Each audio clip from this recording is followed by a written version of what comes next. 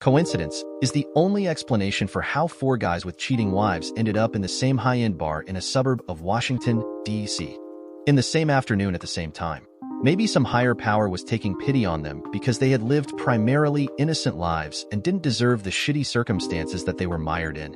30-year-old Jack entered the Thirsty Crow at about 2 p.m. on a fateful Wednesday. Unable to concentrate on his job as a medical researcher for NIH, despite his normally teetotaling nature, he had to do something, and perhaps this bar could provide some solace. He planned on confronting Audrey, his wife of 7 years and mother to their 3-year-old daughter, that night about her infidelity. He dreaded the result because he could not envision a best-case scenario. Jack was sipping an aptly named, given his mood, Devil's Cut Jim Beam bourbon at the most remote table from the bar when he saw Tom enter about 2:20. Of course, at that time, he didn't know that was his name. But the forlorn look on Tom's face immediately caused Jack to muse. That guy looks as shitty as I feel. Just before he took another sip. 35-year-old Tom, a low-level lawyer for the federal government mostly dealing with military procurement contracts, had moved out of his suburban home into a cheap hotel a few days ago after finding out firsthand about his wife Amy's activities. He couldn't stomach the way that he was being treated but couldn't afford to do much else if he wanted to see his darling 6- and 8-year-old daughters on a regular basis. Tom noticed that Jack was the only other person in the bar. Not surprising considering the prices at the Thirsty Crow in the time of day. He sat at the second most remote table from the bar and was soon approached by Amber, the lone cocktail waitress working at the time. "What can I get for you, sugar?" Amber asked. Seeing Tom's bloodshot eyes and hang-dog look, she said, "Looks like you need something strong. That obvious, huh?" Tom rhetorically replied. Amber compassionately nodded her head. "2 shots of Añejo tequila, please," Tom sighed. Stan was obviously agitated when he walked in about 2:45. By then Jack was on his 3rd Jim Beam, 2 more than he had had the past 6 years, and Tom was on his 2nd round of tequila shots. 28-year-old Stan nervously paced the establishment for a while before settling down at a table close to the bar, one that had a good view of the entrance. Stan had to be at least 6 feet 6 inches tall and 240 pounds, a big strapping guy who looked like he either worked out with weights every day or had a job requiring intense manual labor. While not in blue-collar work clothes, he wasn't in a suit with discarded or loose tie like Jack and Tom, and his bulging biceps were clearly protruding from his short-sleeve shirt. "A pitcher of PBR," he barked when Amber approached before she could offer a greeting. "Sorry, honey, but the owner of this place is kind of snobbish. We don't have that fine American brew, but we do have Heineken on tap. A pitcher of it will do the same thing as a pitcher of PBR, just cost you more," she smiled. "A pitcher of Dutch horse piss it is then," Stan growled, wrapping the fingers of his left hand on the table while tapping the ground with the boot on his right foot.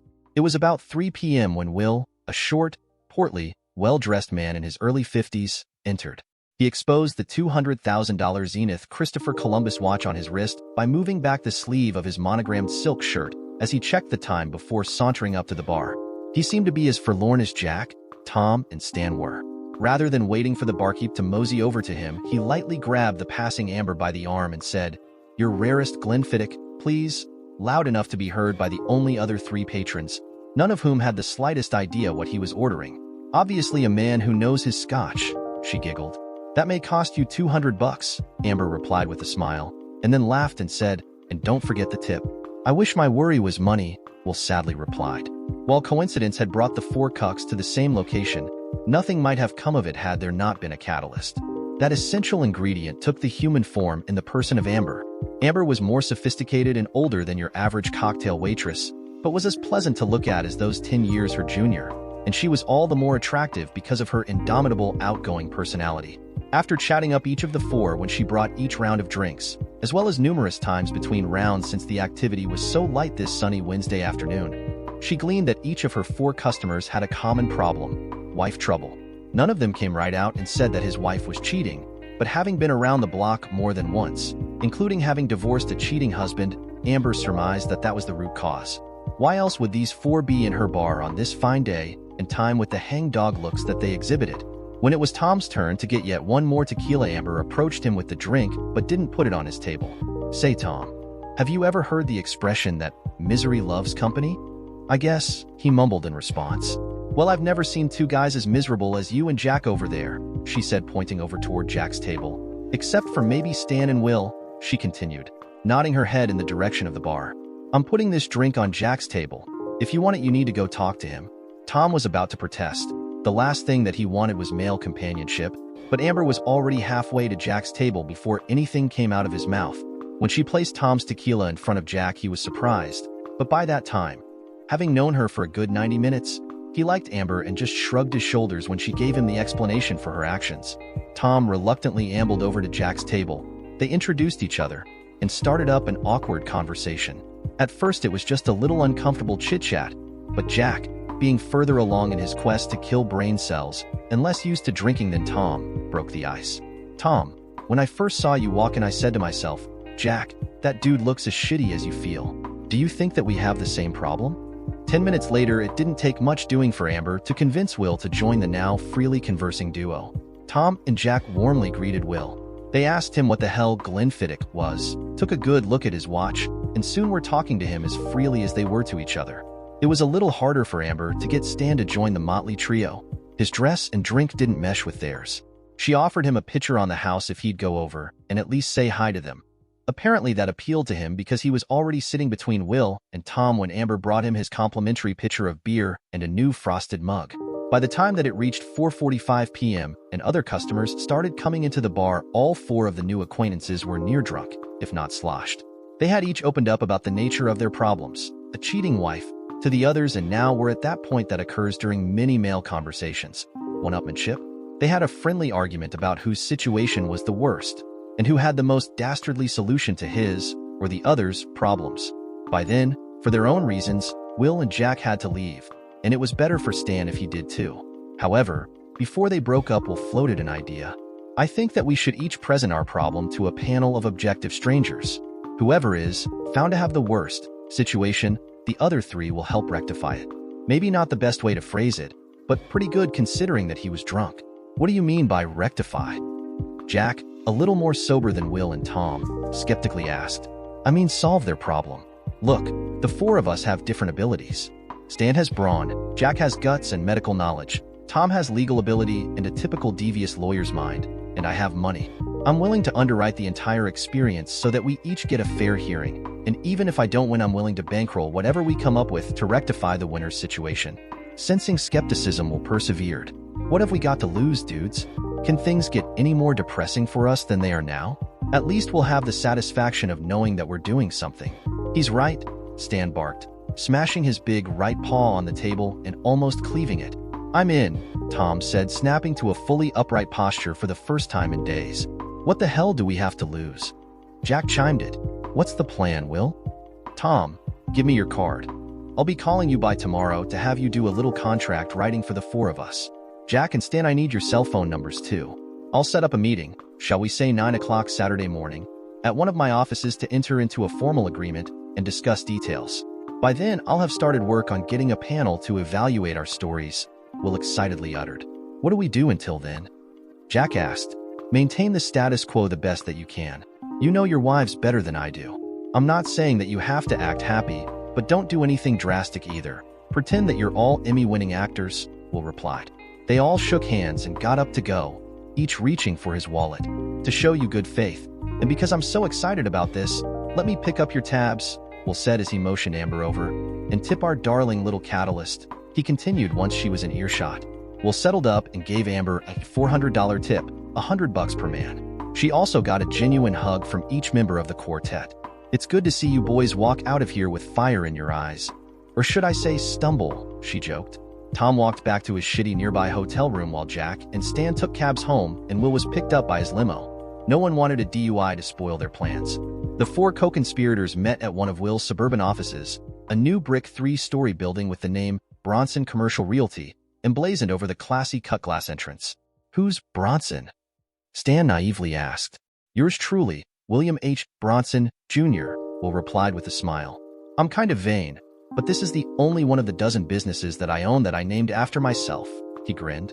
After commiserating about how hard the last few days had been, Will, Stan and Jack still interacting with their wives and Tom in his shitty hotel room with only a brief respite to see his girls, they quickly got down to business. Tom had drafted a contract according to Will's instructions and had it on a memory stick so that if necessary they could easily make changes using one of Will's computers. In the contract, the four amigos agreed to make their own presentation to an objective panel about their situation.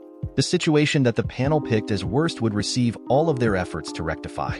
They would brainstorm ideas and vowed to implement what they finally decided upon, unless it was blatantly illegal. Each agreed to take up to 4 full days off work, if necessary and the plan called for it, as well as to diligently pursue any tasks that they were assigned. "We're to have no electronic contact in the future except via these burner phones," Will said as he handed the phones out after everyone had read and signed the contract.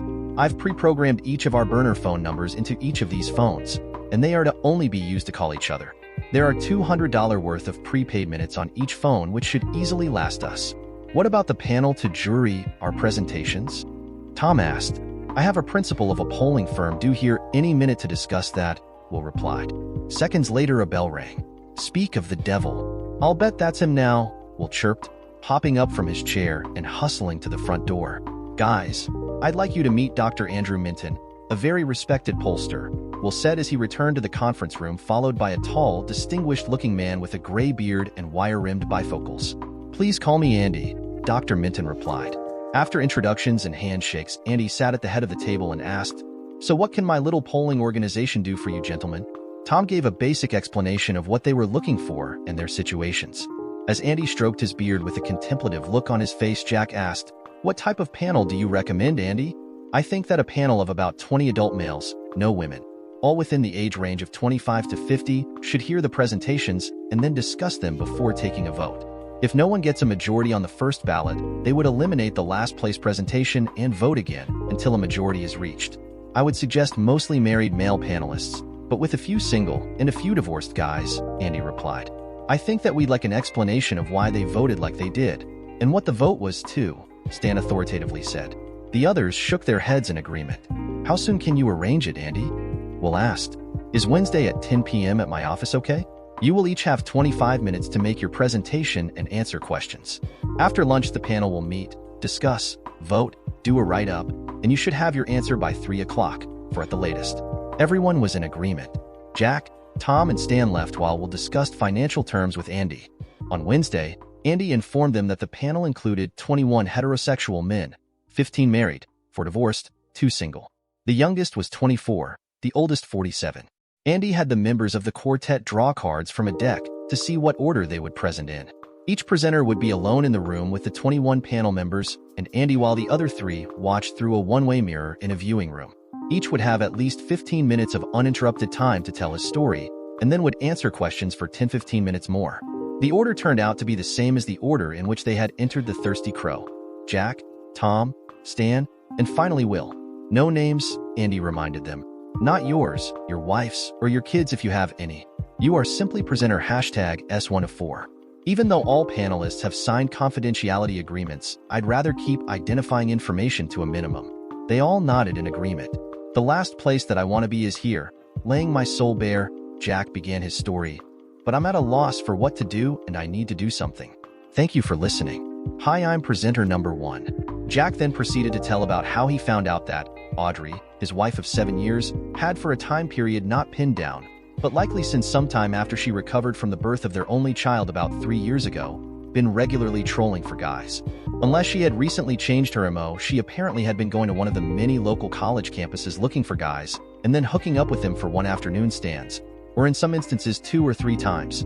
When colleges weren't in session, he believed that she sometimes trolled male-dominated conferences held in hotels or convention centers. He believed that she always made her sex buddies wear a condom, but wasn't sure. He had only recently gotten proof and hadn't confronted her and was dreading doing so. "Have you noticed any decrease in the frequency or intensity of sex with her, or any decrease in affection?" Panelist number 4 asked. "No, none at all, which is probably why I didn't ever suspect anything and would still be clueless if I hadn't stumbled upon her activities by accident," Jack replied. "You say that you think it started sometime after the birth of your child," panelist number 19 said. "Did your wife have some sort of metamorphosis after that?" "Actually, I guess you could say that she did.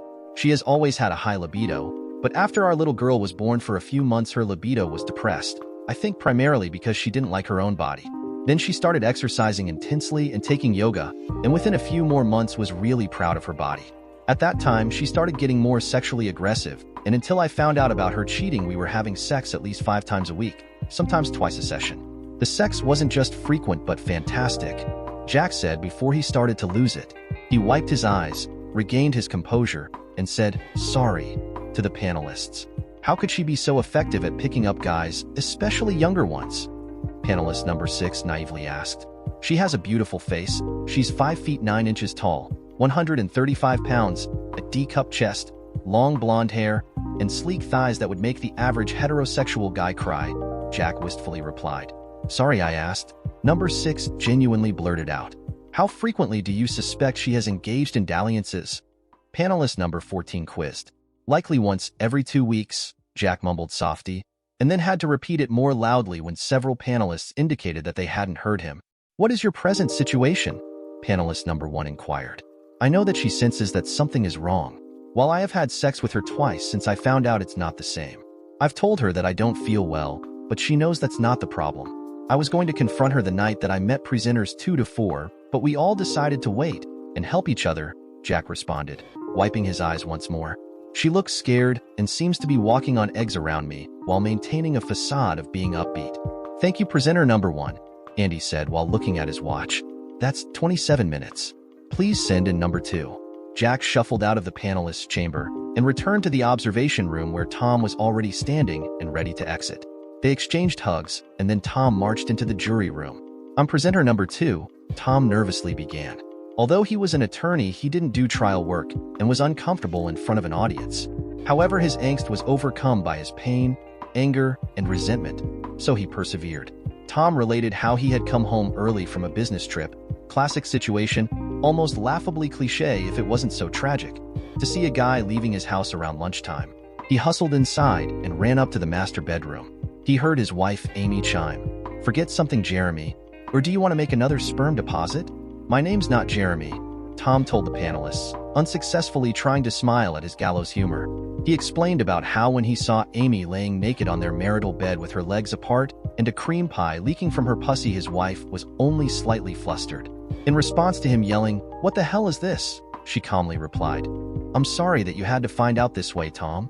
His wife went on to explain to him that she had enjoyed an affair with a guy named Jeremy for over a year, and that she had every intention of continuing it. She said that she still had affection for Tom, but that he was going to have to accept the situation, otherwise she would be withholding sex from him in the future. When he started talking about divorce, she viciously informed him that she would take him to the cleaners and make sure that she got sole custody of their daughters, the lights of his life, and that he would end up with a miserable existence. "Once you tell me that you accept this situation, I'll take you away for a weekend and screw your brains out," were her last words before he stormed out of the house. Does anyone else know about her affair? Panelist number 2 asked, almost afraid to delve into this mess any further. I don't think so. I found out that this Jeremy guy is married too, and a coworker of hers, so there is a real incentive for her to keep things quiet.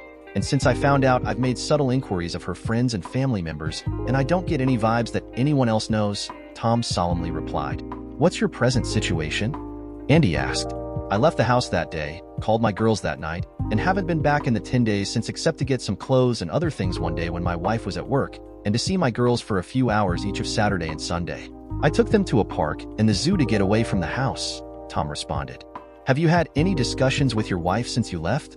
Panelist number 21 asked. She's called me twice. The first time she was pleasant, though unyielding. The second time, which was just yesterday, she told me to get my head out of my butt and get back home because the girls and her parents were asking too many questions, and that if I didn't get my act together and get with the program that she would be filing for divorce based upon abandonment. Tom answered, trying his best not to make eye contact with any of the panelists. Would divorce be so bad? Panelist number 8, one of the single guys, guilelessly inquired. She's the mother, the kids are young and female, and she would be vindictive and make every effort to get sole custody and turn the kids against me and deny me access. It would ruin my life, Tom responded, wiping away tears. Thanks, presenter number 2, Andy said softly with compassion in his voice. Please send in number 3. Tom exited with his head down, almost running into Stan, who was just a few feet from the conference room door. Sorry, Stan said, putting his strong hands on Tom's shoulders. I couldn't take listening to you anymore, so I've been waiting here for the last 10 or 15 minutes.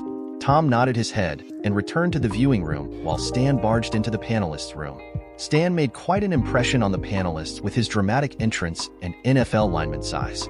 Seeing the shocked looks on their faces, Stan started out with an apology. Sorry about that brusque entrance, he said. I'm kind of charged up by my situation, and I've been fighting with myself to control my temper for several days, and I'm starting to crack. If your story is anything like the other two, Andy quipped, we understand. Please go ahead, presenter number 3. While not as articulate as Tom and Jack had been, but just as genuine, Stan related his situation. He had recently found out that his wife Joyce had been having an affair for a long time with a single guy that he was friendly with, if not good friends with. They had not really made any attempt to keep their relationship clandestine, and what hurt Stan almost as much as the affair was that many people that they mutually knew, as well as her parents, brother, and sister-in-law, knew about it but never told Stan. Because Stan was a freelance expert IT guy, that revelation shocked Jack, Tom, and Will, who were in the observation room, who had assumed that Stan was a tradesman or construction worker. His wife and lover never did it in his house because they knew that his house was wired with cameras and all sorts of sensitive electronic equipment. One of the bigger blows to Stan's ego was the fact that his wife had duped him into giving her cash on several occasions, which she then used to rent motel rooms with her paramour. Have you confronted her yet? The always inquisitive panelist number 1 queried. No, and I have to tell you why. In the past, I have had problems with anger management. I have received counseling for it, and for the last few years have been able to successfully control it. However, I am angrier now than I have ever been in my life. I'm terrorized that when I confront my wife, she will say something that will set me off and that I will kill her sex buddy, and maybe even her. I am a powerful man, and if I hit someone even with what I consider to be a minor blow, death could ensue. And then I'll spend the rest of my life in jail, Stan related, ending with a big sigh. Do you have children? Panelist number 1 continued. Not yet. Has your sex life with your wife degenerated? Was yet another inquiry from panelist number 1. My information is that she has been having this affair for about 6 months. About that time, her amorous inclinations did decrease. However, since I found out about this situation, about 10 days ago, I have not been in any mood to have sex with her, yet she surprisingly initiated sex with me twice in that time. I treated her like the 304 that she is when I screwed her those times, including 3 times in one of the sessions. That did not seem to adversely affect her enjoyment, although since it was out of character for me, since then she has been cautious around me. I think that she can sense that I am trying to exercise self-control around her. I have a tendency to unconsciously clench my fists when seething, and I smashed one kitchen chair to smithereens and didn't provide a real explanation for it when she saw the vestiges of it. Are you interested in reconciliation? Panelist number 8 inquired. I'm not sure. Probably not, but I might consider it if we have a complete break from everyone in our past. Since I'm the wrong party, though, and make more money than she does, I don't want to be paying alimony to her for cheating on me, especially in view of the public way that she's done it, Stan replied as his face started getting red. Thank you. Presenter number 3, Andy said. Please send in presenter number 4. Stan summoned up all the self-control that he could muster as he exited the conference room. Talking about his problem to a room full of strangers agitated him more than he anticipated that it would. He was surprised when Will hugged him once he got into the viewing room, not only because of the act itself, but because of the calming effect that it had on him. Jack and Tom both patted him on the shoulder too. Will was always well-dressed. He was a clothes horse and could afford the most expensive duds available. Watching his 3 new friends make their heartfelt presentations, however, had caused him to sweat and for the veins on his neck to enlarge, tightening his collar. Therefore, totally out of character for him, he had not only removed his tie and opened his collar, but he had taken off his suit jacket. Unlike Stan and Tom, Will was used to making presentations to groups of people, and having relaxed his attire, his presentation was relaxed too. He was able to relate his tale with less passion than the first 3 presenters had exhibited. My circumstances are the way that they are because of my family situation. I have several family members in public offices. I can't disclose which ones, and they constantly espouse conservative Christian values. My wife is taking advantage of that situation. Will started out while pacing back and forth in front of the panelists. Will went on to tell the panelists in excruciating and embarrassing detail how his young wife is having affairs with 2 different guys and taunting him about it. The day that he went to the bar, she had threatened to make him watch a guy, almost as big as presenter number 3, screw her, so that you can get some pointers. She has threatened him that she will refuse to attend important business and political events with him if he doesn't go along with her liaisons and watch if she demands it. And if he tries to divorce her and enforce the prenuptial agreement that she signed, she'll allege that he made her have sex with other guys while he watched because he's a pervert, and will do everything imaginable to embarrass his entire family. Her lovers will testify that Will asked them to do it, and that she was reluctant. The panelists were pretty much in stunned silence when Will finished. Finally, prurient panelist number 1 asked, will her doing as she threatens actually hurt your family? I'm not willing to take the chance. The public is funny. They could eventually pity my family and that would help them, but it could ruin things for them too, Will hypothesized. It would certainly ruin my relationship with my family. They didn't want me to marry her to begin with.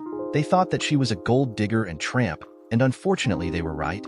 Andy looked around the room and not seeing anyone else interested in asking questions, he said, thank you, presenter number 4. Please return to the viewing room and I'll meet with you shortly. Will left, after which Andy reiterated the instructions to the panelists as to what they were to do. Meet back here in an hour and 5 minutes at 1 p.m. and we will begin our discussions. Lunch is available on the other side of the movable divider in this room, or you can go out someplace, whichever you desire. Just be sure to be back here at 1 o'clock. When Andy walked into the viewing room, he found 4 somber guys. That sure was rough on you guys, wasn't it? It was as rough watching my new buddies as it was on me, Jack groaned. You got that right, bro? Stan chimed in as Will and Tom nodded in agreement. Are you guys interested in watching the deliberations? Do you want to come back once a decision is reached? Or do you want me to just call you with the results? What's your pleasure? Andy asked. I'm emotionally spent, Tom said. I'd be ready to put a gun to my head if I had to watch the deliberations. My feelings exactly, Stan agreed. I'm not going to watch, Jack announced. Tell you what, Will said. If you guys trust me, why don't I stay until the deliberations are over? I don't know if I'm masochistic enough to watch. I'll decide that later. But I'll call each of you and tell you the results. Then when we next meet, I'll give you the written comments from the panelists. How does that fly? I trust you implicitly, Will, Stan stated, standing up, walking over to Will, and giving him a big hug. Me too, Jack said, following Stan's lead. Ditto, Tom declared. After eating a yogurt for lunch, because he had no appetite, Will decided he would watch the deliberations. They were much quicker, but more painful than he imagined.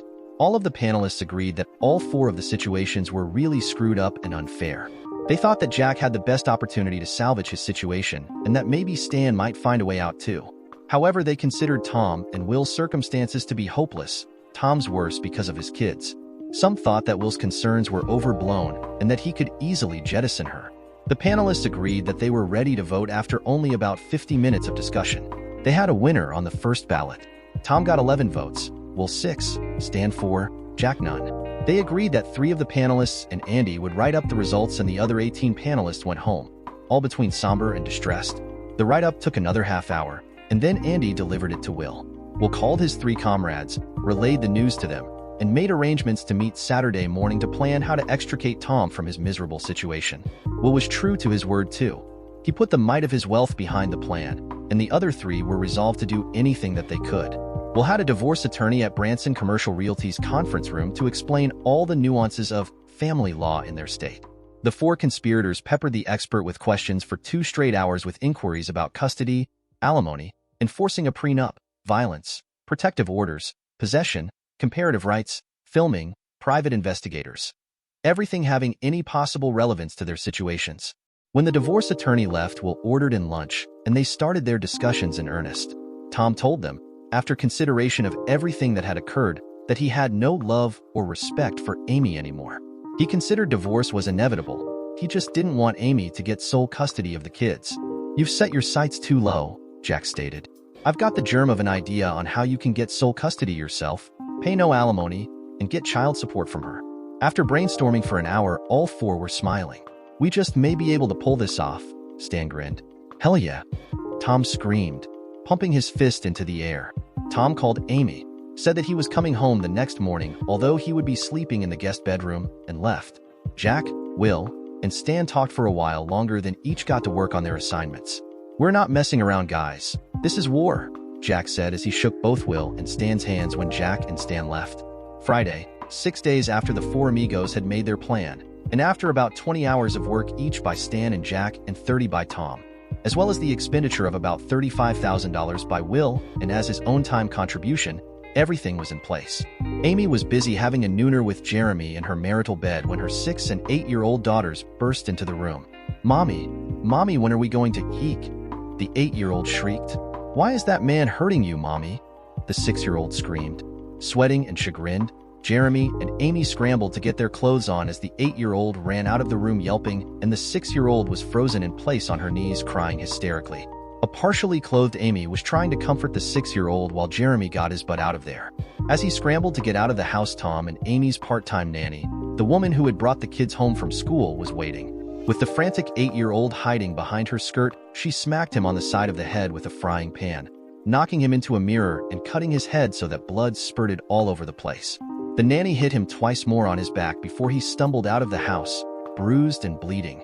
The retired next-door neighbor diligently wrote down his license plate number as Jeremy laid rubber, leaving the cul-de-sac. The nanny had already called the cops before she smacked Jeremy the first time, and the phone was still dangling off the receiver so that the 911 operator was recording all of the nearby sounds in the house. The cops were there within minutes, and it took 4 of them to calm everyone down and try to make sense of the chaos. Tom was sitting calmly in his office when the police sergeant called. Tom expressed the requisite level of concern as he talked with her on the phone. After he hung up, he cheerfully gushed to his secretary, "Elaine, I'll be gone the rest of the day on a family emergency. Tell anyone who calls that I'll reach them Monday," as he left his office. Things didn't go well for Amy, or Jeremy. At first, Amy lied to the police.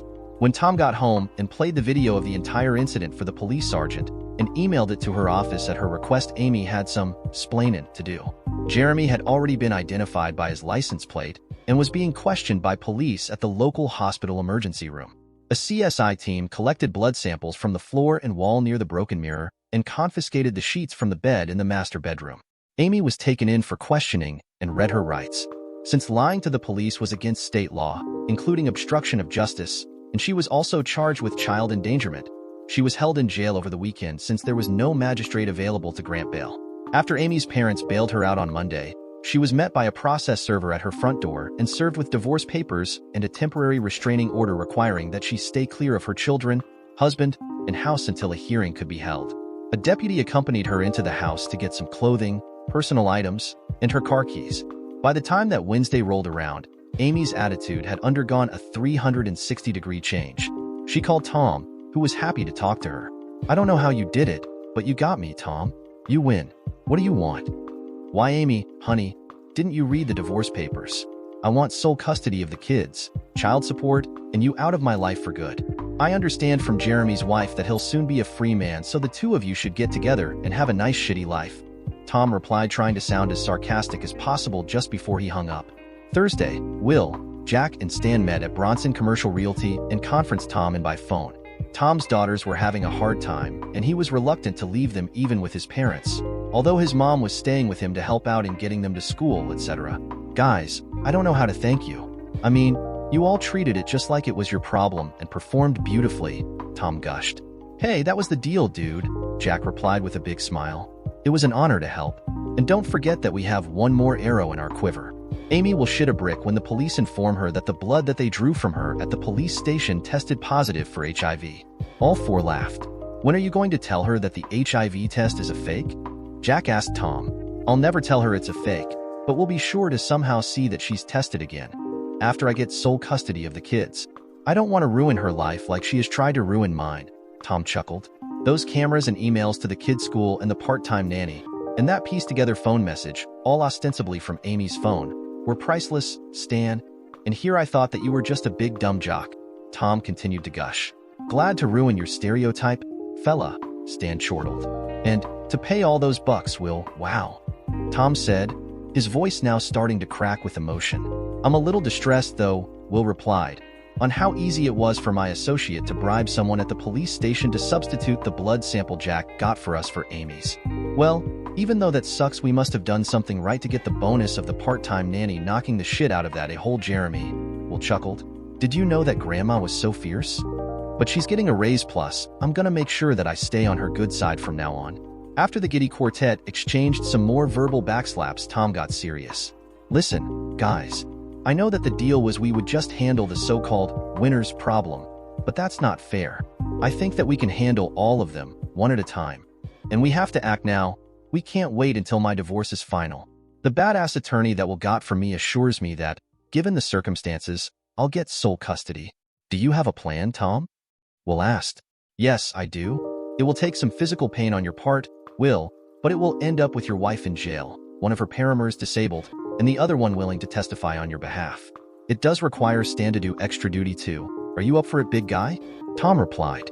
I've had to take prescription drugs to calm myself down to keep from killing my wife and her friend, Stan responded with an edge to his voice. I'd love to go off the drugs for a while and be able to vent my frustrations.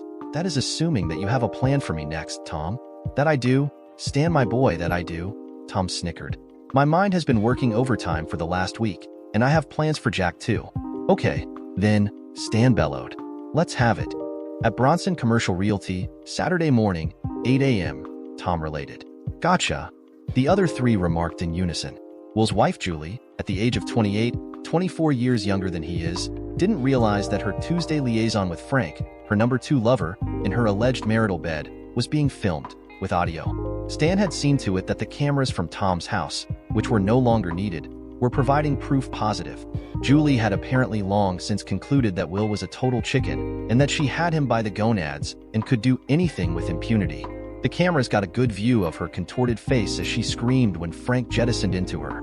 The audio also caught all of her post-coital badmouthing of Will and bragging about how she was sexually blackmailing him. When Stan viewed it to assess its quality, he was disconcerted by the video for several reasons. Obviously, Julie's blatant cheating was the most disconcerting feature. However, he was also unsettled by the effect viewing Julie had on him. She is one plasma hot woman, Stan mused as he ogled her sleek physique and large boobs and marveled at her sexual intensity. Stan and Jack, in disguises, paid a visit to Frank on Wednesday. After Stan broke his nose, they had a talk with him. You will testify against that woman, and you won't see her again, Stan barked. Here's $10,000 in cash for your assistance, and you'll get another $10,000 when the situation is resolved. Whether or not you are required to testify, Jack said as he handed over some of Will's dough. But if you support that witch or have sex with her again, you're a dead man, Stan continued, hitting him in the solar plexus. I got the message, Frank groaned while on his knees. Thursday, once Julie's number 1 lover, big burly Justin, had gone up to her bedroom while talked into the transmitter that Stan had provided to check with Jack that things were progressing as planned. Jack, hiding in the copious closet on the opposite side of the bed from the entrance to the master bedroom in Will's mansion, quietly indicated affirmative. Now remember, Will, Stan cautioned. When you hear the beep, close your eyes and cover them with your arm. Will nervously nodded. Sensing the little man's apprehension, Stan grabbed him by the shoulders and continued. You can do this, Will. It's going to work, and Jack and I have got your back. Will gave Stan a crooked smile. I know that you do, Stan. I know you do. Will barged into his bedroom just before naked Julie and Justin were about to go at it. Get the hell out of my house, a hole, Will yelled. Are you talking to me, little man? Justin barked. Don't worry about him, honey, Julie laughed at Justin. I'm glad he's here. I want him to watch and get some more pointers. After all, I do have the duty to screw my husband, occasionally. I'll never watch you trample your marriage vows, Will whined. I married you only for your money, little man. You have to know that by now. And if you don't do as I tell you, as I've instructed you before, I'm going to tell everyone who will listen, including your conservative Christian relatives, that you're a pervert and made me have sex with other men with you watching. Justin will back me up, won't you, honey? Julie snickered as she gave Justin a kiss. You bet, babe, Justin responded, returning her kiss. I want you out of my house, a-hole. I own this house, not her, and you're trespassing, Will squealed. Rough him up a little, honey, Julie said to Justin. Don't kill him, but let the little man know not to mess with us. I warn you that I will defend myself, Will barked, less than convincingly. Oh, you will, huh? Justin said as he started slapping Will. Will tried to fight back, but then Justin punched him in the nose. Fortunately, Will, though prone, was not unconscious when he heard the beep, and he immediately closed his eyes and covered them with his arm. Justin thought that he was trying to cover up so as not to get hit in the face again and started laughing while simultaneously threatening Will with great bodily harm when suddenly intense lights came on and blinded both Justin and Julie. When Stan pushed the button on his remote, the cameras in the bedroom went off at the same time that the blinding lights went on. With protective eyewear on, Stan quickly entered the bedroom, put one of his strong arms around the neck of the disoriented and naked Justin, and with all of his might slammed Justin's body over his knee. The loud crack and Justin's piercing scream indicated that, as planned, Justin's back was broken. Stan looked over at the bed and saw that Jack had performed his duty, having bonked Julie on the head hard enough so that she was completely disoriented, but not hard enough to knock her out. Once Stan saw that Jack had blindfolded Julie, Stan hit his remote again and the blinding lights went out. Stan helped the groggy Will to his feet. You did great, dude. Sorry that I didn't hit the remote right after the slaps, but before he punched you. But now it will be even more convincing. Removing his eye protection, Jack jumped over by Will, and with a concerned tone asked, "Are you sure that you can handle the next part? It looks like Justin hit you pretty hard and that your nose is broken. I want to follow the plan exactly. I don't care about the physical pain," Will groaned. "Did you bring the gun that Julie bought with her personal credit card last week?" "Got it right here," Jack grinned, using his surgical gloved right hand to pull a .25 caliber pistol from his back pocket. "Let's do this then," Will said, closing his eyes and lifting his hands above his head. Jack went over to Groggy, blindfolded Julie, and put the gun in her right hand while he held it too. Jack suddenly thought of something and said, "She is right-handed, isn't she?" "No, left-handed," Will replied, temporarily opening his eyes. When Stan had Will in position and Jack had the gun that he and Julie were holding in her left hand properly lined up, Jack pulled the trigger. The single shot grazed the fat roll. Will wasn't much for working out, on Will's left side, and hit the wall behind him. "Ow, that hurts like hell," Will moaned. Jack took a look at Will's side while Stan held him up.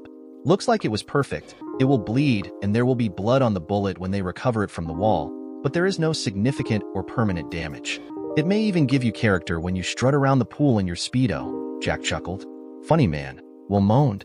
Jack checked on Justin, and he had apparently passed out from pain. Julie was lying on the bed naked, the gun having dropped onto the floor, and though not comatose, not really aware either, as Will was holding a washcloth to his side. And Jack started to remove the blinding lights. Will saw Stan staring at Julie's naked body and his pants tinted. "Have you been getting any action lately?" Will asked Stan. "No. While I was on my medicine, I didn't have the desire to, especially with my wife," Stan replied. Just then he realized that he had been ogling Julie's body and noticed the condition of his crotch. "Oh, sorry, man," Stan moaned to Will. Shit, I'm sorry." As he turned to leave, Will grabbed Stan by his arm. "Listen, I don't have any interest in that woman anymore. I'm divorcing her, and she's not likely to get any sex when serving her jail sentence." Will smiled. "Jack and I can get the lights to the van, and I'll call 911. Stan and Jack hustled out the back door of the house to the van parked remotely and took off while Will called the cops. As had been previously planned, the four amigos met at Bronson Commercial Realty again 2 days later.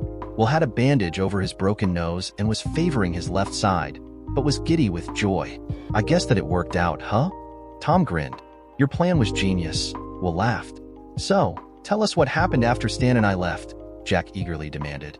"The CSI team confirmed that the physical evidence matched my story that after I broke Justin's back. I have real street cred now," Will laughed.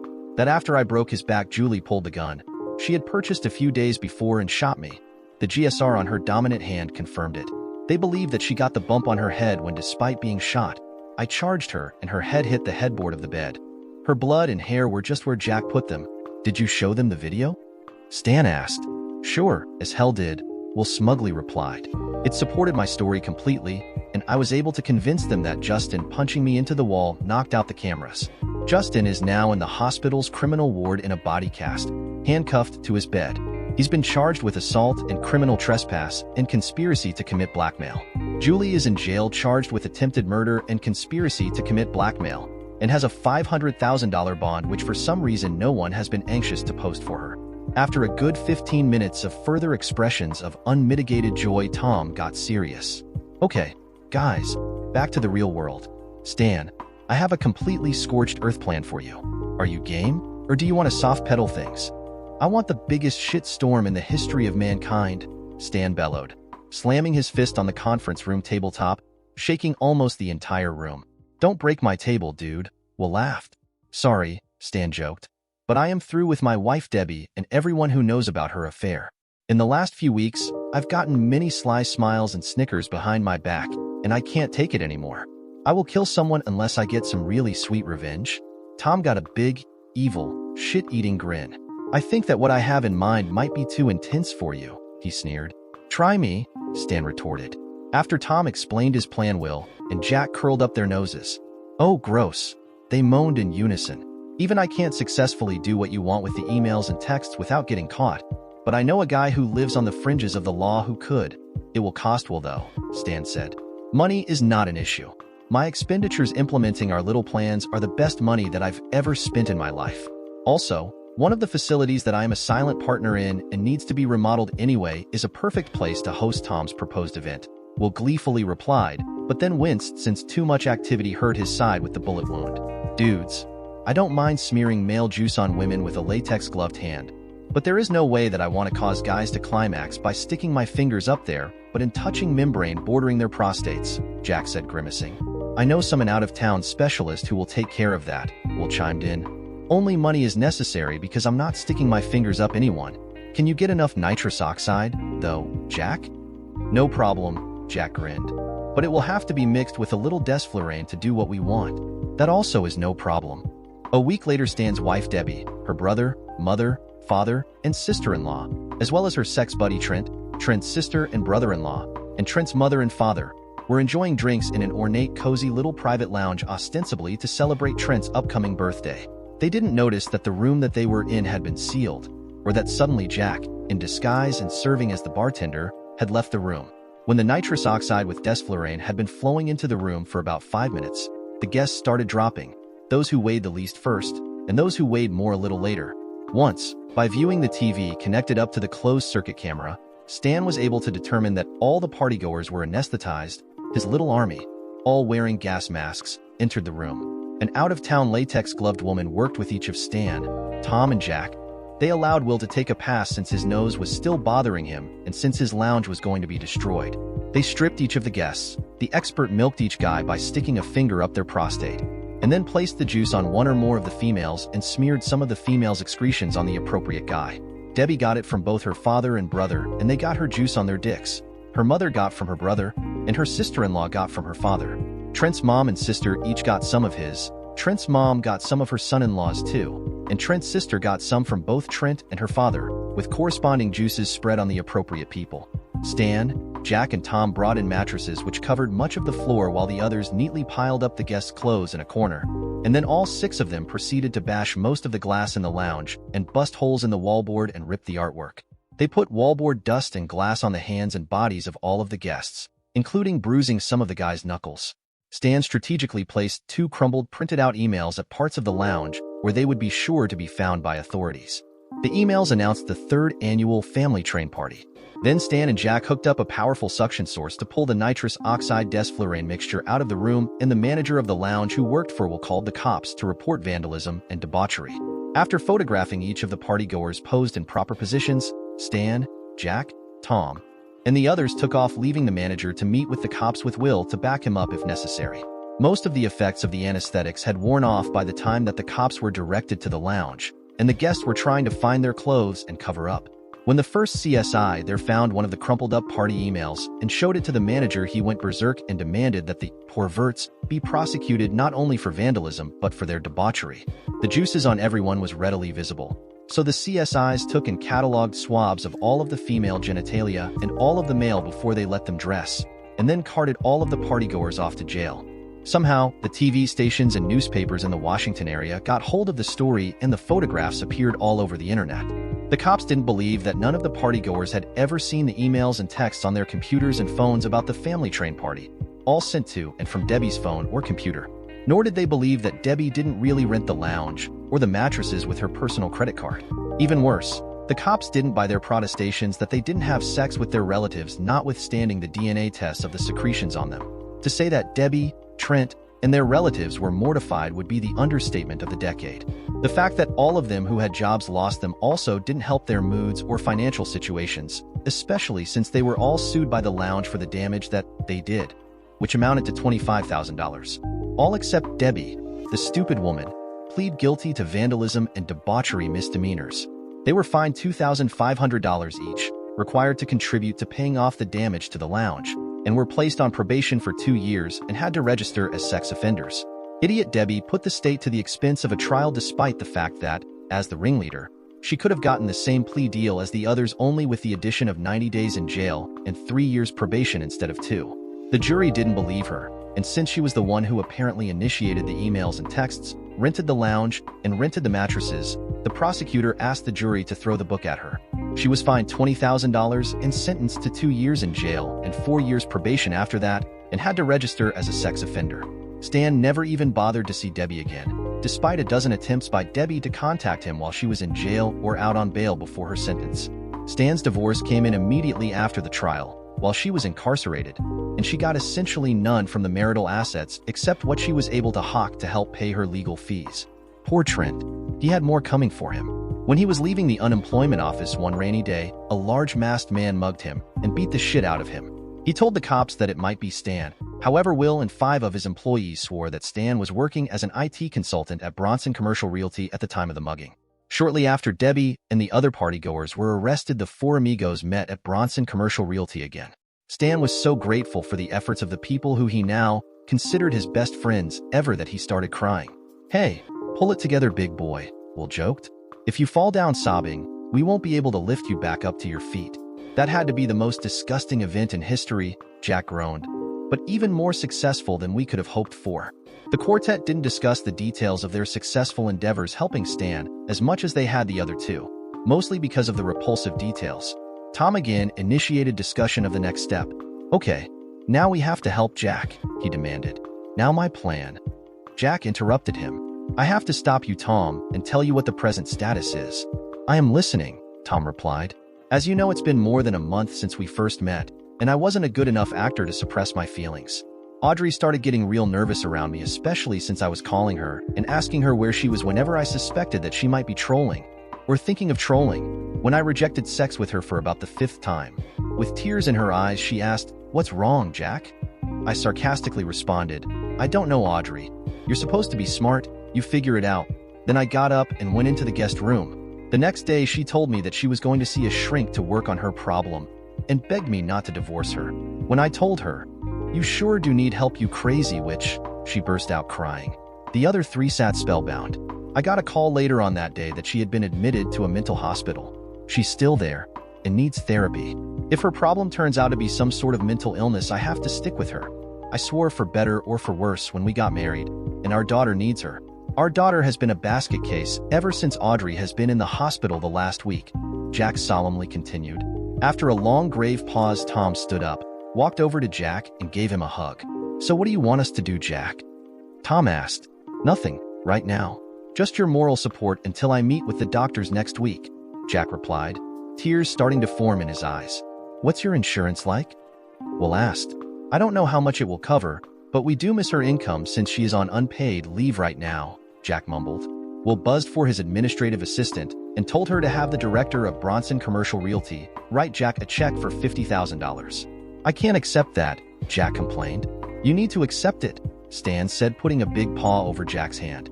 "If any of us could have legitimately salvaged our marriage, we would have. You're the only one who has a chance. I'm not a rich man, but I'd be very happy to kick in $5,000 myself." "Me too," Tom chimed in. "You've got to take it," Will said. "Please." In the end, things did work out for the 4 amigos, although not exactly as how they could have predicted. Jack did stay married to Audrey. Her brain chemistry had been completely messed up by an interaction between changes to her body after her pregnancy and a drug that she had been wrongly prescribed by a doctor that has since lost his license because of his incompetence and his outstanding multimillion-dollar malpractice judgments. While her condition was tough to diagnosis, once it was, the treatment was fairly straightforward. Within 3 months, she was back to her pre-pregnancy faithful self. They now also have a 5-year-old boy, and they are very happy. Tom got sole custody of his daughters. Amy didn't handle her situation well. She never moved in with her former lover, Jeremy, and she was so preoccupied with her situation, including her HIV diagnosis, which she only found out was erroneous 6 months later, that she lost her job. She moved 1,500 miles away. She has only seen her daughters 3 times in the last 3 years, but does call about once a month. Tom tries to be polite when she does, but if she ever starts whining about how sorry she is, he cuts her off. After his divorce became final, Tom returned to the Thirsty Crow bar to thank Amber. Fortunately, she still worked there. She and Tom really hit it off and now live together. She runs her own internet business, set up by Stan before he left town, and she no longer works as a cocktail waitress. Neither one of them seems interested in getting married, but they are happy together, especially since Amber is the perfect compassionate surrogate mother and has filled the void left by Amy's absence. Both girls, even as teenagers, are well adjusted. After his divorce, Will moved on to another young wife. This one isn't nearly as sexy as Julie. In fact, she's basically ordinary. But since she's devoted to Will, he's happy. The bullet wound in his fat roll was the impetus for him to get on a regular exercise routine and improve his diet. He's lost 30 pounds and will now likely live longer and better. There were no adverse effects on his family since all fallout from the Julie situation was handled privately.